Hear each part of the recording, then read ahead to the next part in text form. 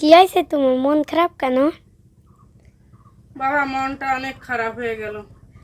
School থেকে আসেই দেখি আমার শখের মুরগি একটা অসুস্থ হয়ে পড়ছে। তুমি বলার পর থেকেই আমার খারাপ লাগতেছে। কত শখ করে কতগুলো মুরগি আনলাম, একটা একটা করে সব নষ্ট হয়ে যাচ্ছে। আবার কবে আনবো, কবে বড় হবে, এতদিন ওয়েট করা। আর কত সব মুরগিগুলো হচ্ছে ডিম দিচ্ছিল। এখন যদি কিছু হয় তাই বলো, খারাপ লাগে না? হ্যাঁ। কত যত্ন করি, কত কিছু করি। আমি তো চাই মুরগিগুলো থাক। আমার বাবা একটু ডিম খেতে পছন্দ করে না শোনা। আমি মূলত তো মুরগি তোমার জন্যই পালি, যাতে তুমি ডিম খেতে পারো পেট মন ভরে। আজকে সকালে কয়টা খাওয়াইছি? একটা না? একটাই খাবা, কিন্তু আবার প্রতিদিন একটা খাবে না। সপ্তাহ হচ্ছে 5টা ডিম খাবা, ঠিক আছে বাবা? বুঝছো? এই কারণে আমার মন খারাপ রে বাবা। ঠিক আছে, রাখলাম। থাক মা, মন খারাপ করো না। মন খারাপ করবো না? নষ্ট হয়ে গেলে মন খারাপ করতে হয় না? না। মন খারাপ করবো না, তুমি কিনে এনে দেবে না? দিব। হুম? টাকা দাও, 10 টাকা কিনে নিয়েছি।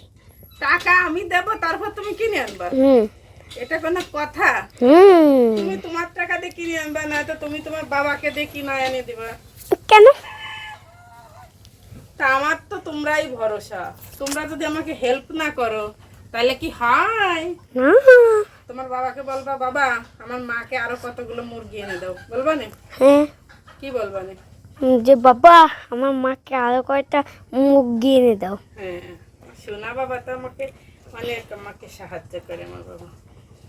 আরো তো অনেকগুলো আছে, কিন্তু আমি চাইতো যে প্রতিদিন অন্তত 20-30টা মুরগি হোক।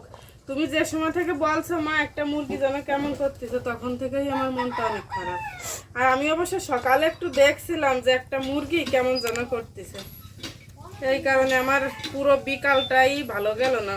তোমার ফোন পাওয়ার পর থেকে আমি এত মনটা আমার খারাপ, বুঝছো বাবা? এখন হচ্ছে মুরগিটা কি করতে হবে বাবা? কি করবো?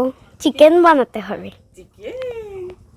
দেখছো, মুরগি থাকলে ইচ্ছা মতো মাংস খাওয়া যায়, ইচ্ছা মতো ডিম খাওয়া যায়। এই কারণেই তো কষ্ট করি বাবা, কষ্ট করি তোমার জন্য, যাতে আমার বাবা আর পোলট্রি আমরা আর খাবো না, তাই না বাবা? জি। এখন থেকে আমরা দেশি মুরগি খাবো। আমাদের আর কয়টা মুরগি আছে অর্জ? কয়টা? কয়টা বলো তো? জানি না। আচ্ছা মা, আমি আর শুনবো না, আমি খেলতে গেলাম। টাটা।